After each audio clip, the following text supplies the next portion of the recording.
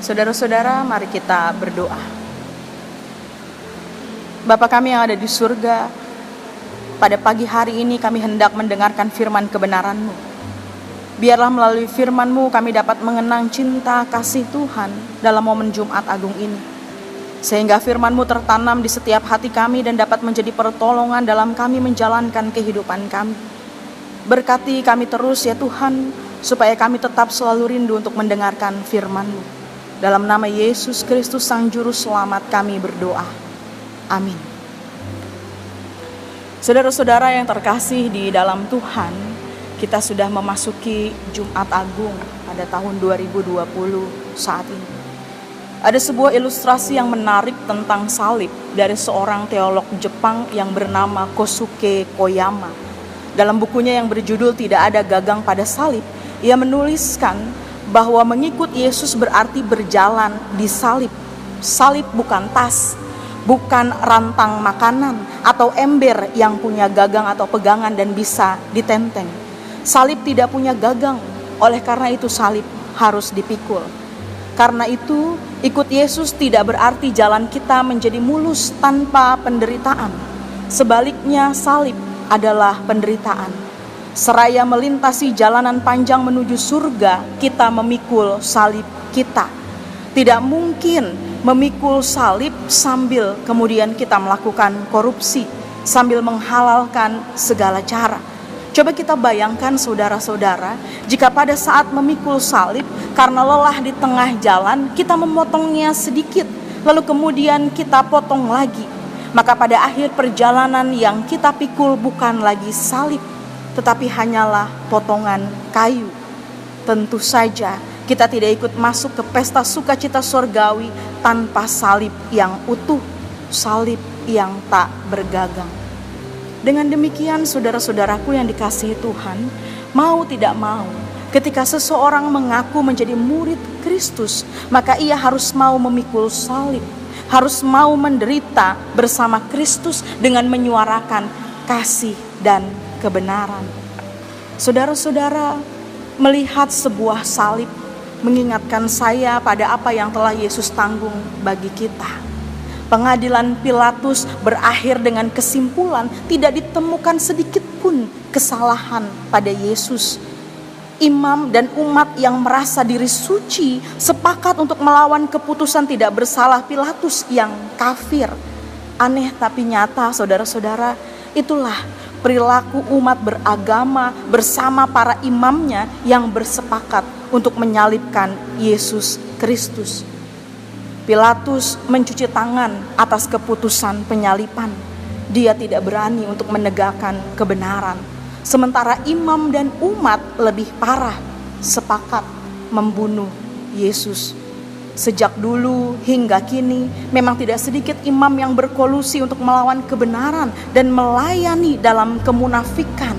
Dan inilah saudara-saudara awal kesedihan yang mendalam, Via Dolorosa yang bermula dari imam dan umat yang salah jalan dan sangat menikmati dosa. Saudara-saudara, sebelum disalibkan, Yesus dicambuk, dia diludahi. Para prajurit memukul kepalanya dengan tongkat dan berlutut sambil berpura-pura untuk menyembahnya. Mereka memaksa Yesus untuk memikul salibnya sendiri ke tempat penyaliban. Tetapi tubuhnya terlalu lemah setelah dicambuk habis-habisan, sehingga ia terjatuh. Di Golgota, mereka menancapkan paku yang menembus dagingnya, agar Yesus dapat tergantung di kayu salib saat mereka menegakkan salib itu. Tangan dan kaki yang penuh dengan luka itu menahan berat tubuhnya selama ia bergantung di sana. Dan 6 jam kemudian, Yesus menghembuskan nafasnya yang terakhir. Puncak pengorbanan Yesus terjadi pada penyaliban. Semua orang zaman itu tahu bahwa itulah hukuman yang paling ngeri dan paling menyiksa. Untuk zaman ini, kita punya kata yang tepat, yaitu hukuman secara biadab. Injil Yohanes tidak sampai hati melukiskan seluruh adegan penyiksaan yang harus Yesus tanggung. Cukup dengan melukiskan bahwa Yesus memikul salibnya lalu dihukum mati di antara para penjahat. Kemudian adegan lain menunjukkan penghinaan para prajurit yang merampas jubahnya, saudara-saudara. Itulah yang harus Yesus tanggung. Itulah yang harus Yesus terima. Bahkan ia diberi minum anggur asam dan lambungnya ditikam. Pembacaan kita di dalam momen Jumat Agung pada saat ini, Injil Yohanes 19 ayat 19 sampai 24 menyaksikan demikian. Kematian Kristus di kayu salib memperlihatkan karya penebusan dan pendamaian yang Dia lakukan. Dengan penebusan, rantai perbudakan dosa yang membelenggu manusia diputuskan. Dengan pendamaian, hubungan yang rusak antara pendosa dengan Allah dipulihkan. Pendamaian harus dilakukan karena murka Allah yang telah bangkit akibat dosa manusia. Murka ilahi ini hanya dapat dipuaskan dengan keadilan, yaitu pelaku dosa harus menerima hukuman. Dan kematian Kristuslah yang kemudian memuaskan keadilan dan kekudusan Allah. Maka ketika dosa dibereskan, pembatas antara manusia dan Allah telah dirobohkan. Kuasa dosa telah dikalahkan dan kita diselamatkan dari murka Allah. Saudara-saudara, salib Yesus adalah kemenangan kasih dan kuasa Allah yang menyelamatkan kita manusia yang berdosa ini. Kematiannya memang ditentukan oleh Allah untuk melepaskan belenggu dosa yang mematikan manusia. Oleh karena itu satu hal, saudara-saudara, bahwa jangan pernah kita merasa malu terhadap salib Yesus. Karena Dia memikulnya dengan penuh kewibawaan dan kehormatan. Dia naik ke salib dengan kepastian bahwa misi penyelamatan ilahi sudah digenapi.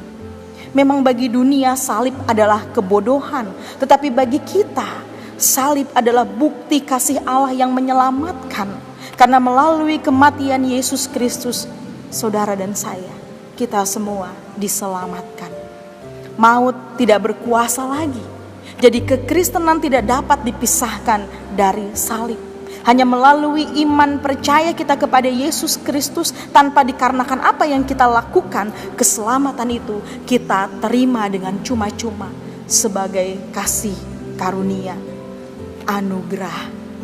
Pada masa kini saudara-saudara, banyak orang sudah tidak mengerti lagi tentang salib Kristus dan mulai menolak berita salib. Zaman ini merupakan zaman yang serba instan, serba cepat, tidak tekun mengejar kenyamanan, kesenangan belaka. Hal ini menyebabkan pembentukan jiwa-jiwa yang akhirnya tidak mau untuk hidup tekun, tidak mau tahan menanggung berbagai kesulitan. Hanya mau belajar hal-hal yang enak-enak saja sehingga sulit untuk menerima disiplin dari Tuhan. Kekristenan sudah kehilangan kebenaran, akhirnya menjadi sekuler dan menilai kesuksesan hanya dari sisi kuantitas. Dan untuk mengejar kuantitas inilah maka pemberitaan di gereja hanya untuk memenuhi kebutuhan dan keinginan manusia dan bukan lagi berita tentang salib Kristus. Gereja tidak mau menegur dosa karena menganggap sebagai harkat manusia. Dan gereja sibuk hanya untuk meningkatkan kesejahteraan diri sendiri.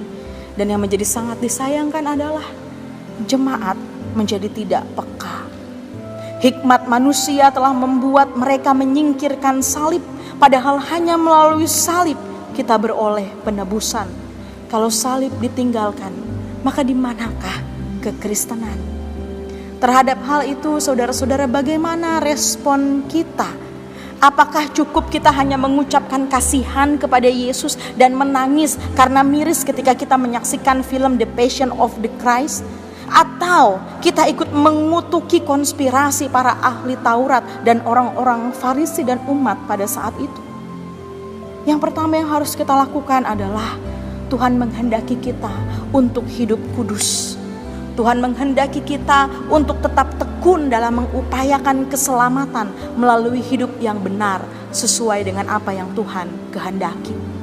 Yang kedua, kita diminta untuk bertobat, menjadi pribadi yang rendah hati, tidak menjadi sombong dan mempermainkan gereja. Itu artinya kita sangat sadar bahwa nasib kita hanya tergantung pada anugerah Allah semata.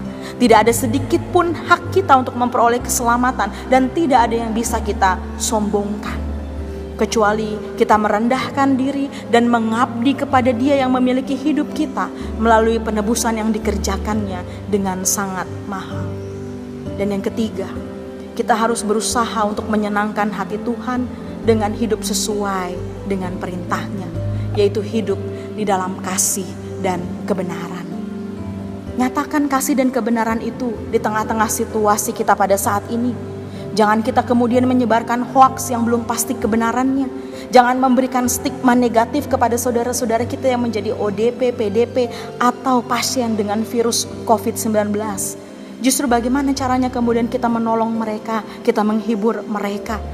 Bahkan kita berdoa untuk para tenaga medis, pemerintah, para relawan yang memberikan dirinya, mendedikasikan dirinya untuk menyatakan kasih melalui tindakan nyata. Kita berdoa bagi orang-orang yang terdampak akibat pandemik virus COVID-19 ini, karena mereka membutuhkan uluran kasih kita.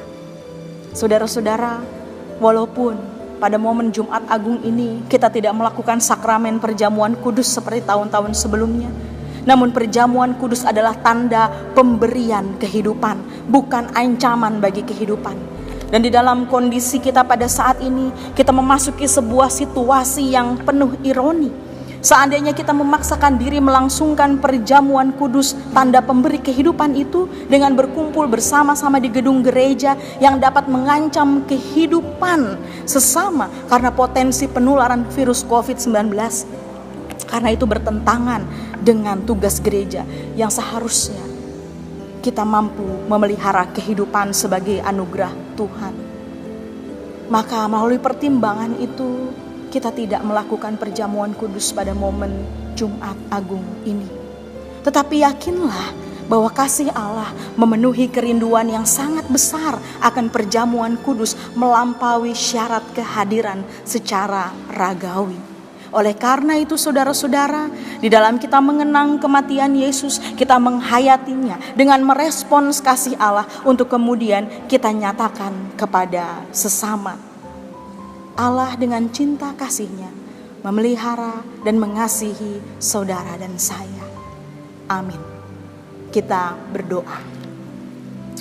Tuhan Yesus Kristus, kami percaya bahwa Engkau mencurahkan darah-Mu untuk mengampuni dosa-dosa kami dan untuk memberikan kepada kami suatu kehidupan baru, bebas dari rasa bersalah dan malu, sehingga dengan berani kami mendekati tahta Bapa surgawi. Kami menerima anugerah, darah dan kuasa untuk mengatasi segala dosa dan kesalahan kami, bahkan godaan kami, bahkan tantangan kehidupan yang pada saat ini kami alami. Dan mampukan kami juga agar kami dapat mengampuni orang-orang yang bersalah kepada kami, serta hidup di dalam cinta kasih dan kebenaran Tuhan. Kami berdoa bagi para pemerintah, kami berdoa bagi tenaga kesehatan, kami berdoa bagi para relawan, kami berdoa bagi orang-orang yang masih harus bekerja, kami berdoa bagi orang-orang yang terdampak akan pandemik virus COVID-19 ini, dan kami berdoa bagi pasien dan keluarga, para tokoh agama. Kiranya Tuhan juga memberkati mereka, agar kasih kemuliaan Tuhan boleh nyata di dalam kehidupan mereka. Dan kami meyakini bahwa kematian Yesus Kristus memberikan kehidupan yang baru bagi kami. Maka nyatakanlah kemuliaan-Mu ya Tuhan, agar kami senantiasa hidup di dalam cinta dan kebenaran-Mu. Di dalam Kristus Yesus, Juru Selamat kami yang hidup, kami berdoa. Amin.